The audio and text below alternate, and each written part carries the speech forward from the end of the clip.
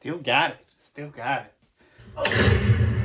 What's your fat ass doing? Hey, no one's talking to you, dude. You're gonna catch these hands, bro. Only thing you're gonna catch is an asthma attack with that when you keep doing what you're doing. They're dangerous.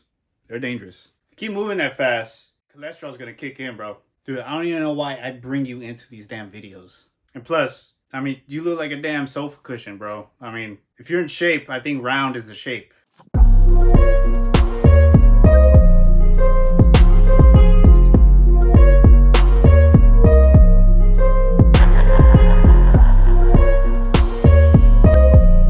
Alright, Creed 3 just dropped this weekend. Michael B. Jordan is the director this time, which is... He didn't do a bad job for his first time. Does he need some help or some criticisms just so he can get better? Because I feel like he has a lot of potential. I hope he continues making more films. But overall, I think biggest takeaway for me from this film is like there's no mention of Rocky or what happened to him. I know there was background drama. I mean, there was behind the scenes drama. He didn't want to be in the film, which is understandable. I mean, he's old. He felt like Rocky Balboa was a perfect send-off, but I mean, not gonna lie. In the Creed 1 film, the whole story with him in that film, I felt was very powerful, and that relationship was kind of missing in this film. It felt missed for me personally. And the new villain, Jonathan Majors, killing it again. This guy has a lot of potential. I hope maybe one day he might get an Academy, or he might be one of those like Leonardo DiCaprio. We all know him for doing outstanding performances, but will never get that Oscar. But anyways, he had like a multifaceted type of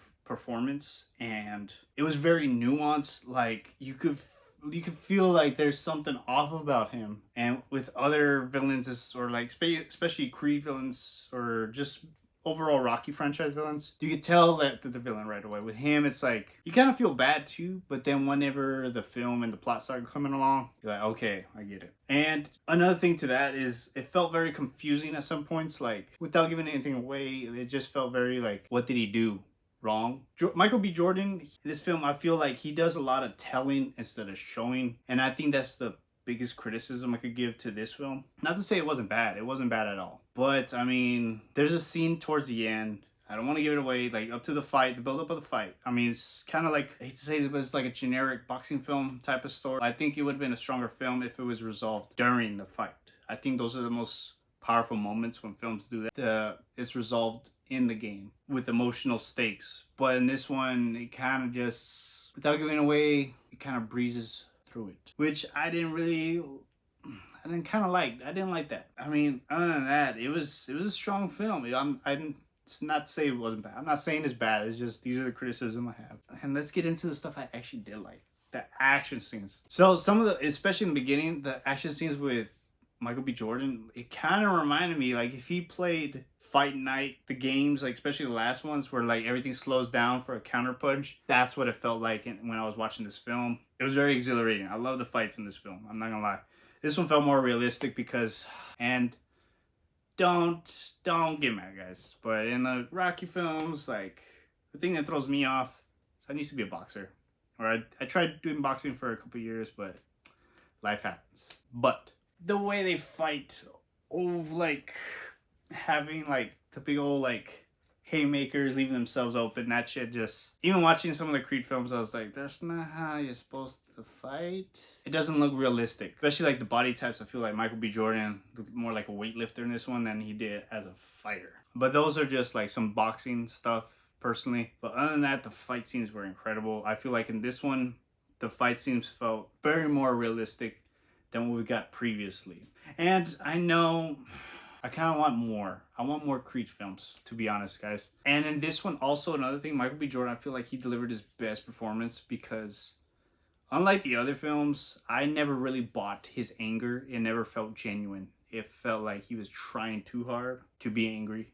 And just that streetness, like I could feel it I could feel it from Tessa Thompson. From him, no, I don't feel that from him. It feels very contrived. I know an angry person when I see one, and with his performance, it just kind of feels like he's trying. But in this one, it felt believable. Seeing him with a daughter in this one, you could see like how much he's progressed from the first film to this one, and I just kind of gave it a like extra layer, like seeing him with a family and how it works out. It was quite great. I like the little girl. That's why I said I hope we get another Creed film. I really do. And the final fight at the end, it felt a little rushed. I feel like we could have got some like really awesome moments. They kind of condensed it. That's the only, I mean, it was cool for what we got, but I feel like it could have been a little longer. And there's some great cameos in this film, especially from other films. That's all I'm gonna say. That's all I'm gonna say. But overall, Michael B. Jordan, it's a good film. I can't say it's like better than Creed 1. It's obviously the best one. Tessa Thompson turned in a great performance like always. This film, I would have to give it a 7.5.